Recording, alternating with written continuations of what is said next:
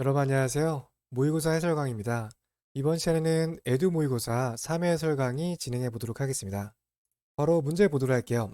음파에서 정상치를 기준으로 하는 최대 폭을 물어보고 있습니다. 이 문장 자체가 바로 정답과 연관되는 내용이라고 볼 수 있겠는데요. 정답은 2번 진폭을 선택해 보시면 되겠습니다. 관련된 그림 보도록 할게요. 이렇게 사이클이 주행을 하게 되면 이 전체 사이클의 길이를 웨이브랭스, 파장이라고 하고요. 이 그래프에 대한 최대 폭을 앰플리튜드, 진폭으로 표시하게 됩니다. 문제에서는 이 진폭에 대한 개념을 물어봤잖아요. 그래서 그림과 함께 기본적인 개념 정도만 체크하시면 되겠습니다. 넘어가서 다음 문제 보도록 할게요. 감세 개수가 가장 적은 것을 물어보고 있습니다. 지금까지 모의고사 풀이 해오셨다면 이 정도 문제는 이제 쉽게 맞춰주셔야 되는 거거든요. 감세 개수가 가장 적다는 것은 그만큼 감세가 일어나지 않는다는 뜻으로 보시면 되겠습니다. 감세가 일어나지 않는다는 것은 음파가 잘 지나간다는 의미로도 볼 수 있겠고요. 이 매질의 성분 자체가 물과 같은 성분으로 구성되어 있다라고 예상을 해볼 수 있겠습니다. 정답은 1번이고요. 물 체크하고 넘어가 보도록 하겠습니다. 다음 34번 문제 보겠습니다. 이전 모의고사에서도 설명을 드렸던 부분이라서 정답만 체크하고 넘어가도록 할게요. 앞전 물질 앞에서 피부와의 음향 저항 차이를 감소시키는 구조물은 결합층이라고 합니다. 네, 마찬가지로 기본적인 내용이라서 정답만 체크하고 넘어가도록 하겠습니다. 네, 다음 35번 문제 볼게요. 네, 이 문제 또한 여러 번 강조를 드렸던 문제죠. 거리에 따른 수신 강도를 보정해주는 초음파 장치는 네, 이미 문제 속에 답이 있습니다. 그래서 타임 게인 컴펜세이션, 시간 이득 보상 3번 선택하시면 되겠습니다. 다음 36번 문제 보겠습니다. 실제로 초음파 에너지가 생성되는 시간에 비율을 나타내는 것을 의미하고 있어요. 여기 있는 문장 자체를 간단하게 암기해 두시는 게 도움이 될 것 같은데요. 이 말 자체가 이 충격 계수를 설명하는 문장입니다. 그래서 음파가 쭉 발생이 되는데 이 발생되는 비율을 표시한 게 충격 계수예요. 지금 보면 약 전체의 20% 정도 음파가 발생됐다고 볼 수 있겠고, 만약에 절반 정도 발생을 하면 이게 충격 계수 50%로 표시할 수 있습니다. 전체적으로 쉬지 않고 계속 발생된다면 충격 계수는 100%가 되겠죠. 이런 식으로 음파가 실제로 발생된 비율을 표시한 게 충격 계수라고 보시면 되겠습니다. 네, 여러 번 모의고사에서 반복되는 개념이라서 올해 국가고시 문제에 출제될 가능성이 조금 높아 보이거든요.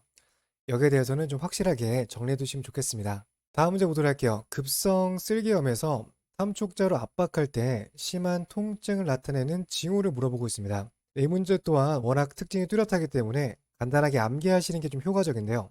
쓸개염증이 생기면 우선 기본적으로 통증이 있겠죠. 이 통증이 있는 곳에 삼촉자로 압박을 가하면 통증이 더욱 심하게 될 겁니다. 이러한 상태를 의미하는 징후를 머피 사인이라고 표현하게 되고요. 정답 4번 선택하시면 되겠습니다. 관련된 영상까지 보도록 할게요. 네, 지금 보시면 탐촉자의 위치가 우측 상복부 쪽에 위치하고 있습니다. 위치상으로 봤을 때 간이 이렇게 자리 잡고 있고요. 간 중에서도 담낭이 이쪽 주변에 위치를 하고 있어요. 옆쪽 영상을 보시면 이렇게 담낭 구조물이 간과 함께 존재하게 되는데 뜰기 염증이 생겼다는 것은 보통 담낭 내부에 결석이 생김으로써 염증으로 발생을 하게 됩니다. 그래서 이 담낭에 염증이 있는 경우에는 쓸개 결석이 동반되는 경우가 흔하게 있어요. 이렇게 되면 담즙 성분들이 바깥으로 못 나가게 돼서 담낭은 점점 커지게 되고요. 내부에 있는 성분들이 오랜 시간 고이게 되면서 염증을 유발하게 됩니다. 여기에 따른 결과로 담낭벽 또한 두꺼워지게 되겠죠. 또 이러한 증상들이 이제 급성 쓸개염증, 급성 담낭염증에서 나타나게 되는데 위치상으로 봤을 때 간이 있고 담낭이 이쪽에 있잖아요. 이쪽 부분에 염증이 발생을 했는데 삼촉자로 이 부분을 압박하게 되면 굉장히 큰 통증을 느끼게 될 겁니다. 증상이 있는 곳을 압박했을 때 환자가 통증을 호소하는 사인을 소노그래픽 머피 사인이라고 부르게 되고요. 이 머피 사인은 급성 쓸개염증과 연관이 있다 정도까지 기억해 두시면 되겠습니다. 넘어가서 다음 문제 보겠습니다. 네, 이 문제 또한 여러 번 반복했던 내용이라서 정답 바로 찾아보겠습니다. 이 가스가 포함된 인공물은 여운 인공물 링다운 아티팩트죠. 정답 2번입니다. 다음 39번 문제 보겠습니다. 복부 초음파 검사에서 우측 콩팥과 우측 간 공간의 명칭을 물어보고 있습니다. 이 공간에 대한 부분들, 이 복부 장기 안에는 여러 가지 공간이 존재를 하게 되는데 여기에 대한 해부학적 지식을 물어보는 문제는 충분히 출제가 될 수가 있고요. 또 문제로 나왔을 때 난이도가 좀 어려운 편이에요. 그래서 이 문제를 통해서 이 대표적인 복부의 공간에 대해서 전체적으로 쭉 한번 정리해 드릴게요. 우선은 우측 콩팥과 우측 간이 있는 공간은 모리슨 파우치라고 하고요. 여러 가지 공간 중에서도 가장 중요하고 출제 확률이 높은 그러한 스페이스라고 보시면 되겠습니다. 그러면 그림 보면서 핵심적인 내용들 한번 정리해 보도록 할게요. 첫 번째로 설명드릴 공간이 방금 문제 설명드렸던 모리슨 파우치입니다. 영상을 보시게 되면 여기 있는 구조물이 오른쪽 신장이고요. 이쪽이 간 구조물이에요. 신장과 간 사이에 이 스페이스가 존재를 하게 되는데 이 공간을 모리슨 파우치라고 하고 또는 헤파토 레날 스페이스, 간신 스페이스 이렇게 표현하기도 합니다. 보통 정상적인 상태에서 정상적인 환자에서는 이 공간에 아무런 물질이 나타나지 않게 되는데요. 만약 질병이 있는 경우에는 예를 들어서 간경화가 발생해서 우리 흔하게 말하는 복수가 찬다고 하죠. 배에 물이 차는 증상이 나타나게 되면 이 스페이스 안에 물이 생성되는 이러한 변화가 관찰될 수 있습니다. 결과적으로 이 공간에 물이 생겼다는 것은 정상적인 상태가 아니고 특정 질병이 있는 상태를 의미하기 때문에 임상적으로 어떤 질병을 진단할 때 상당히 중요한 정보가 될 수가 있어요. 다시 한번 정리해 보자면 이 공간은 모리슨 파우치라고 하고 정상적인 상태에서는 물이 고여있지 않지만 질병이 있는 경우에는 이 공간에 물이 고일 수 있다. 이러한 물 성분을 복수라고 부른다. 이렇게 정리해 보시면 되겠습니다. 관련된 영상 한 가지만 더 보도록 할게요. 지금 보시면 간과 신장 사이에 어둡게 보여지는 구조물이 나타나고 있죠. 약간의 물이 고여있는 상태인데 이러한 경우는 어떤 질병이 있는 상태를 의심해 볼 수 있겠습니다. 만약 문제에서 화살표 해놓고 이 공간이 어떤 스페이스냐고 물어본다라고 한다면 모리슨 파우치라고 정답을 선택해 보시면 되겠습니다. 다음 추가적으로 다른 공간에 대해서 한번 보도록 할게요. 우선은 첫 번째로 엔테리어 쪽에 위치하는 쿨더삭이 있고 포스티리어 쪽에 위치하는 쿨더삭이 있습니다. 그래서 자궁을 중심으로 해서 자궁 전방에 있는 공간이 있고 자궁 뒤쪽에 있는 공간이 있어요. 이렇게 위치 관계를 잘 따져봐야 되는데 이 두 가지 중에서도 시험에 잘 나오는 위치는 이 뒤쪽에 있는 포스테리어 쿨더삭을 기억을 해두시면 좋겠습니다. 다른 말로는 이 뒤쪽에 있는 구조물이 이제 직장이거든요. 직장과 자궁 사이의 공간이라고 해서 우리말로는 직장 자궁와라는 표현도 사용할 수가 있어요. 그래서 두 가지 표현, 포스테리어 쿨더삭, 직장 자궁화, 한 가지 더 더글라스 파우치, 이 모두 같은 표현이거든요.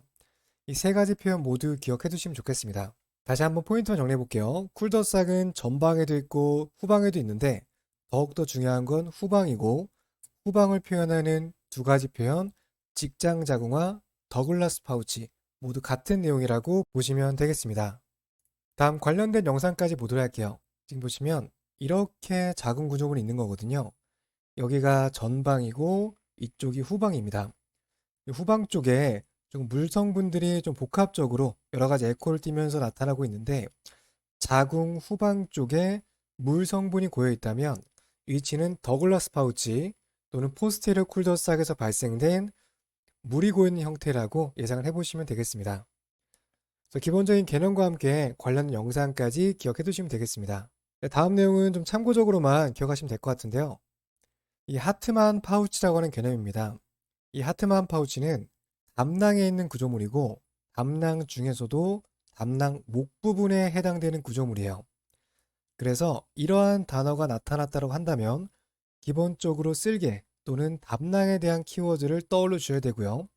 조금 더 나아가서 담낭의 구조물 중에서도 담낭 목 주변에 있는 그러한 해부학적 위치라는 것까지 떠올려 주시면 되겠습니다. 이 부분은 간단하게 해부학적 위치 정도만 체크하시면 되겠습니다. 넘어가서 다음 문제 보도록 할게요.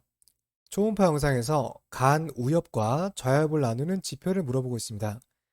여러 번 강조를 드렸던 문제여서 정답만 체크하고 넘어가도록 할게요. 정답은 5번 칸틀리선입니다. 넘어가서 다음 문제 보겠습니다. 도플러 검사에서 반접 현상을 개선하는 방법을 물어보고 있어요. 이 반접 현상 개선하는 방법은 출제 확률이 상당히 높고요. 문제로 나왔을 때도 난이도 또한 어려운 편에 속합니다. 보통 이제 해설지에 보면은 뭐 간단하게 뭐 주파수를 조절하고 뭐 기준선을 조절한다. 이렇게 좀 딱딱하게 표현되어 있는데 제가 이 문제 해설을 통해서 이 반접 현상을 개선하는 방법에 대한 부분들 한 번에 정리해 보도록 할게요. 우선은 이제 반접 현상에 대한 정의부터 한번 보도록 하겠습니다. 이 반접 현상이라고 하는 것은 예를 들어 그릇이 있다고 가정을 해볼게요. 이 그릇이 담을 수 있는 용량이 정해져 있습니다. 그런데 이 담을 수 있는 용량이 넘어섰을 때 이러한 상태가 도플러상에서 발생을 했을 때 반접 현상이라는 용어를 사용한다고 보시면 돼요. 단순하게 허용할 수 있는 도플러 신호 범위를 넘어갔을 때 반접 현상으로 분류하게 됩니다. 그러면 이러한 상태를 개선하기 위해서는 두 가지 방법을 적용할 수가 있어요. 첫 번째로는 그릇의 크기를 조금 더 큰 걸로 바꿔주는 겁니다. 그러면 이러한 모든 신호를 담아도 큰 문제가 되지 않겠죠. 다음 두 번째는 이 그릇에 담는 내용물의 양을 좀 줄이는 거예요. 그러면 같은 사이즈의 그릇이라 하더라도 내용물의 크기가 줄다 보니까 이런 반접 현상이 발생되지 않는다라고 보시면 되겠습니다. 다시 한번 반접 현상을 개선하기 위해서는 허용할 수 있는 범위를 늘려주거나 아니면 발생되는 도플러 신호 자체를 줄여주는 방법이 있어요. 여기까지 이해되시나요? 그러면 이 두 번째 도플러 신호를 줄이는 두 번째 방법부터 설명을 드릴게요. 이 도플러 공식을 보시면 EFV 코사인 세타 아래쪽은 전파 속도로 구성되어져 있습니다. 이렇게 해서 얻은 값이 도플러 신호예요. 그러면 도플러 신호가 높게 나왔다는 것은 분자에 있는 수치들이 높게 측정된 것과 같은 말입니다. 반대로 여기에 있는 신호를 낮게 측정한다면 도플러 신호 값도 낮아지게 되겠죠. 이 도플러 신호 값이 낮아지는 개념이 2번의 개념과 동일한 거예요. 측정된 신호를 적게 얻는 방법이 이 도플러 신호 값을 낮게 얻는 것과 같은 개념입니다.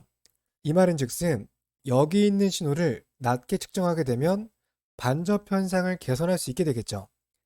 그럼 하나씩 보도록 할게요. 이 F 값은 주파수입니다. 그럼 다시 말해 주파수를 고주파수가 아니라 저주파수를 사용하게 되면 그만큼 신호값이 떨어지게 돼서 반접 현상을 개선할 수 있겠죠. 따라서 첫 번째, 주파수를 낮춰줄 수 있습니다. 다음 두 번째는 좀 어려워하는 개념인데 이 코사인 세타 값이에요. 이 코사인 세타 값은 0도부터 90도까지가 있는데 0도에서 90도로 갈수록 점점 값이 줄어들게 됩니다. 그럼 결과적으로 이 각도를 점점 높여줘서 90도에 가까워지면 가까워질수록 얻게 되는 신호는 감소하게 되겠죠. 그 대표적인 포인트는 두 가지예요. 주파수를 낮춰주거나 코사인 세타 각도를 높여줘서 이 값을 줄여주는 방법이 있습니다. 다시 한번 여기까지 이해되시나요? 이 부분이 두 번째 방법에 해당되는 포인트예요. 다음으로 이번에는 첫 번째 방법, 이 그릇을 넓히는 방법 보도록 할게요. 그릇을 넓히는 방법은 도플러 신호 범위를 넓혀주면 되는데 이 신호 범위값을 다른 말로 나이키스트 리미트라고 합니다. 또 다른 말로는 PRF라고도 하고요. 또 다른 말로는 스케일이라고 표현하기도 해요. 이 세 가지 모두 같은 말입니다. 그래서 결과적으로 나이키스 리미트, PRF, 스케일을 증가시켜주게 되면 그만큼 그릇의 사이즈가 커지게 되고 반접 현상이 개선될 수 있습니다. 그러면 전체적으로 한번 정리해 볼게요. 반접 현상을 개선하기 위해서는 첫 번째, 그릇의 크기를 넓혀주기 위해서 이러한 값들을 증가시켜 주거나 또는 도플러 신호값을 감소시켜주기 위해서 저주파수를 쓰거나 코사인 세타 값을 증가시켜주는 기법을 적용할 수 있겠습니다. 그래서 지금 설명드린 내용만 확실하게 기억하신다면 이 반접 현상 관련된 문제 대부분 풀 수가 있습니다. 방금 설명드린 내용 바탕으로 해서 문제 한번 풀어보도록 할게요. 반접 현상 개선하기 위해서 주파수를 높이면 안 되겠죠. 반대로 주파수를 낮춰줘야 되고요. 입사 각도를 증가시켜줘야지만 90도에 가까워질수록 도플러 수치가 떨어지니까 이거는 각도를 높여줘야 됩니다. 다음으로 기준선에 대한 부분들, 베이스라인 같은 경우는 적절하게 조정해서 낮춰줄 필요가 있어요. 이건 참고적으로 기억해 두시면 될 것 같습니다. 다음 네 번째, 펄스 반복 주파수는 낮춰주는 것이 아니라 그릇의 크기를 넓혀주기 위해서 증가시켜줄 필요가 있겠죠. 정답은 5번입니다. 연속파 도플러를 사용하면 이 반접 현상을 개선할 수가 있어요. 반접 현상 같은 경우는 펄스 도플러 그리고 칼라 도플러 두 개에서만 발생하는 특징이 있습니다. 이것과 대조적으로 연속파 도플러, 다른 말로는 컨티뉴 도플러라고 하죠. 연속파 도플러와 파워 도플러에서는 엘리어싱, 반접 현상이 발생하지 않아요. 그래서 이 두 가지 기법에서 반접 현상이 발생을 한다면 컨티뉴나 파워 기법으로 바꿔서 평가하게 되면 반접 현상을 개선할 수 있겠습니다. 정답 5번 체크해 보도록 하고요. 이 정답보다는 앞서 설명드렸던 이 반접 현상을 개선할 수 있는 이 근본적인 이론을 이해하시는 게 중요하거든요. 그 설명드린 내용 꼭 좀 기억해 두시면 좋겠습니다. 넘어가서 다음 문제 보겠습니다. 네, 기본적인 내용이라서 정답만 체크해 볼게요. 심장 초음파 검사에 사용되는 탐촉자는 부채꼴형 탐촉자죠. 정답 3번 체크해 보겠습니다. 또 공부하실 때는 이 부채꼴형뿐만 아니라 이 섹터 프로브라는 영어 표현까지 함께 기억해 두셔야 돼요. 국가고시 시험에는 한글 표현과 영어 표현이 함께 나오기 때문에 공부할 때는 가능하면 두 가지 모두 공부해 주시면 좋겠습니다. 넘어가서 다음 실기 문제 보겠습니다. 18번 문제 보도록 할게요. 영상에서 온슬개관의 해부학적 구조로 옳은 것을 물어보고 있습니다. 정답은 4번이고요. D번 구조물이 온슬개관이고 C번이 담낭 구조물, 다음에 B번이 헤파틱 아테리, 간 동맥입니다. 2번은 포탈 베인, A번은 헤파틱 베인, 간 정맥이고요. 이 해부학적 구조물은 따로 설명드릴 것 없이 반복해서 보시면서 눈에 익히는 수밖에 없어요. 또한 이 영상 같은 경우는 좀 출제 가능성이 높은 편에 속하기 때문에 여기 있는 해부학적 구조물 정도는 꼭 좀 기억해 두시면 좋겠습니다. 넘어가서 다음 문제 보도록 할게요. 콩팥 영상의 설명으로 옳지 않은 것을 물어보고 있습니다. A는 콩팥 속질, 레날 메둘라라고 되어져 있는데 지금 영상에서는 잘 보이지 않지만 이렇게 키드니가 있고 가운데 레날 사이노스, 신동부가 있습니다. 다음으로 이제 동그랗게 생긴 구조물이 메둘라에 해당되는 부분들이고요. 이 동그란 구조물 사이사이에 콩팥 기둥이 존재하게 돼요. 그래서 A번은 동그란 구조물, 메둘라가 맞는 구조물이고요. 사이사이에 있는 콩팥 기둥, 레날 칼룸 B번 구조물 또한 맞는 내용입니다. 3번 보기 보시면 중심 에코 복합체 CX라고 되어져 있는데 레날 사이누스는 다른 말로 중심 에코 복합체라고 표현하기도 하거든요. C번도 맞는 내용이에요. 다음에 5번 보기 보시면 옆에 영상에서 이 구조물은 하대정맥이 맞습니다. 정답은 4번에 있는 D번인데요. 보시면 D번 구조물은 라이트 레날 아테리라고 해서 우측 신장 동맥이라고 보시면 되겠습니다. 그래서 오른쪽 신장 쪽으로 향하는 동맥 구조물이라서 이 D번 구조물이 틀린 정답이라고 보시면 되겠습니다. 그래서 그림과 함께 기본적인 내용 체크하시면 될 것 같고요. 조금 더 잘 보이는 영상으로 설명을 드려볼게요. 지금 이쪽에 간 구조물이 있고 하대정맥이 지나가고 있으면서 이 아래쪽에 동그란 구조물이 존재하게 된다면 라이트 레날 아테리, 우측 신장 동맥이라는 점 영상과 함께 기억해 두시면 되겠습니다. 넘어가서 다음 문제 보겠습니다. 남자의 골반 초음파 영상이다. 설명으로 옳은 것을 물어보고 있어요. 우선은 이 영상 같은 경우는 이 전립선 초음파 검사 중에서도 이 직장 쪽으로 삽입한 영상인데요. 개인적인 생각으로는 이 직장 쪽으로 삽입한 이러한 영상은 국가고시에 나오기 좀 어렵다고 생각이 들어요. 왜냐하면 영상 자체가 좀 어렵기도 하고요. 좀 변별력을 따지기에는 좀 다소 좀 난해한 측면이 있습니다. 그래서 이 문제 같은 경우는 고득점을 노리시는 분들 또는 초음파에 좀 관심 있으신 분들만 해설을 들으실 것을 권장을 드리고요. 전략적으로 합격 점수만 넘기기를 바라시는 분들께서는 이 문제는 스킵하셔도 괜찮을 거라고 생각이 듭니다. 우선은 고득점을 노리시는 분들을 위해서 자세하게 설명을 드려보도록 할게요. 이 남자 골반 초음파 영상은 크게 두 가지로 나눠지게 돼요. 첫 번째로는 복부를 경유해서 검사하게 되는 이 볼록형 탐촉자를 사용해서 복부를 경유해서 검사하는 방법이 있고요. 이 직장 쪽으로 탐촉자를 삽입해서 검사하는 경직장 초음파 검사 방법이 있습니다. 이 두 가지 모두 장단점이 있어요. 복부를 경유해서 검사하게 되면 조금 전체적인 영상을 얻을 수가 있어서 마치 숲을 보는 검사라고 보시면 되겠습니다. 반면 직장 쪽으로 사입해서 검사를 하게 되면은 이 근접해서 영상을 얻을 수가 있게 되거든요. 그래서 숲보다는 나무를 보는 검사, 한 그루의 나무를 자세히 보는 검사라고 구분해서 보시면 되겠습니다.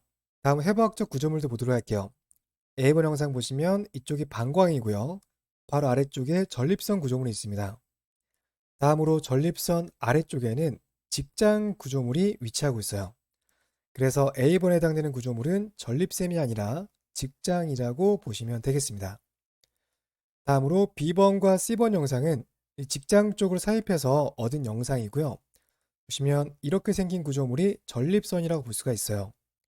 아래쪽에는 이제 방광 구조물에 소변이 채워져 있는 것이 보이고 있고, 다음으로 모양이 일정하지 않게 이렇게 길게 쭉 늘어져 있는 이러한 형태의 구조물이 보인다면 이거는 정낭과 관련된 구조물이라고 보시면 되겠습니다. 그래서 보기 보면서 수정을 해보자면 B번이 전립샘이고 C번이 정낭 구조물이라서 1, 2, 3번 모두 틀린 보기라고 보시면 돼요. 다음 4번 보기 보시면 왼쪽으로 돌아누운 자세에서 검사한다. 정답은 4번입니다. 이 경복부 검사 같은 경우는 이제 바로 놓은 자세에서 검사하게 되는데 이 직장으로 탐촉자를 넣기 위해서는 이 왼쪽으로 돌아놓은 자세로 보통 검사하게 되거든요. 그래서 직장 검사할 때는 이러한 자세로 검사한다. 기본적인 내용 보시면 되겠습니다. 다음에 5번 보기 보시면 이 검사를 위해서는 저주파수가 아니라 고주파수를 사용해야 돼요. 보시면 직장 쪽으로 사입해서 검사가 이루어지잖아요. 이렇게 하게 되면은 전립선과 굉장히 근접한 곳에서 영상을 얻을 수가 있게 됩니다. 이 고주파수와 저주파수의 특징을 비교해 보면 고주파수는 이렇게 파장이 길면서 멀리 가지 못하는 특징이 있고요. 저주파수는 이런 식으로 깊은 곳까지 들어갈 수가 있게 됩니다. 앞서 설명드렸듯이 이 경직장 초음파는 이 깊은 곳에 있으면서 서로 근접한 곳에서 영상을 얻어야 되잖아요. 그러면 음파가 멀리 가는 것보다는 멀리 가지 못하는 이 고주파수 탐촉자를 통해서 초음파 검사를 진행해야 됩니다. 그래서 저주파수가 아니라 고주파수를 사용한다가 맞는 표현이라고 보시면 되겠습니다. 다음으로 한 가지만 더 설명을 드리자면 고주파수를 사용하게 되면 그만큼 분해능이 좋아지게 돼요. 다시 말해 화질이 좋은 영상을 얻을 수가 있게 되겠고요. 경복부 초음파 검사보다는 이 경직장 초음파 검사를 했을 때 더욱더 높은 화질의 영상을 얻을 수 있게 되겠습니다. 네, 조금 어려운 내용이었는데요. 네, 고득점을 노리시는 분들께서는 설명드린 내용까지 정리해 두시면 시험 준비하시는데 도움이 되실 거라고 생각이 듭니다. 넘어가서 다음 문제 보도록 할게요. 유방 초음파 영상에 대한 해부학을 물어보고 있고요. 옳은 것을 찾는 문제입니다. A가 피하 지방이고 이 B가 유방 조직층이거든요. 다음으로 C는 뒤쪽에 있는 지방층이고 D가 가슴근이에요. 그래서 모두 틀린 보기고요. 검사를 위해서는 고주파수의 직선형 탐촉자가 사용된다. 5번이 정답이라고 보시면 되겠습니다. 넘어가서 다음 문제 보겠습니다. 우선은 이 문제는 문제 자체가 좀 잘못됐어요. 왜 틀렸는지 한번 설명을 드려볼게요. 도플러 초음파에 대한 설명으로 옳은 것을 물어보고 있습니다. A를 음향창으로 B혈관을 묘출한다. 이 해설지에는 1번이 정답으로 되어져 있는데 이 문제 자체가 좀 틀렸다고 볼 수가 있어요. 이 음향창으로 사용한다는 것은 내가 원하는 구조물이 잘 나타나지 않을 때 이걸 잘 보기 위해서 활용할 목적으로 이용하게 됩니다. 그런데 A번 영상 보시면 지금 두 개 영상 모두 잘 나타나고 있거든요. 이미 잘 영상이 나타나고 있는데 굳이 어떤 것을 음향창으로 사용하고 이럴 필요가 전혀 없거든요. 그래서 A번 자체는 좀 보기 자체가 성립하지 않다라고 설명드릴 수 있겠습니다. 나머지 보기들은 왜 틀렸는지 한번 보도록 할게요. 탐촉자로 다가오는 혈관이다 이렇게 설명이 되어져 있는데 이 부분은 옆에 있는 칼라맵을 분석할 수 있어야 됩니다. 보시면 가운데를 기준값으로 해서 이 위쪽에 있는 부분이 탐촉자로 다가오는 쪽이고요. 아래쪽이 멀어지는 쪽이에요. 네, 그렇다고 한다면 다가오는 쪽이 지금 파란색으로 표시가 되어져 있죠. 그러면 둘 중에서는 A에 해당되는 부분이 탐촉자로 다가오는 쪽이고 B가 멀어지는 쪽입니다. 그래서 B가 다가오는 혈관이다. 틀린 보기라고 볼 수 있겠죠. 다음 혈류 속도를 정량적으로 계산할 수 있다. 이 정량적이라는 표현이 좀 어려울 수 있을 것 같은데요. 쉽게 말해서 이 숫자로 표현할 수 있다는 뜻입니다. 지금 A번 영상 같은 경우는 색깔로 이 두 가지를 표시하고 있잖아요. 이것과는 다르게 이 B번 영상 보시면 스펙트럼이 나타나 있게 되고 위쪽에 보면은 여기에 대한 수치가 표시가 되어져 있어요. 이렇게 수치를 통해서 평가하는 방법을 정량적인 평가라고 보시면 되겠습니다. 3번 보기는 A가 아니라 B에 해당되는 부분들이 정량적으로 계산할 수 있다라고 보는 게 맞습니다.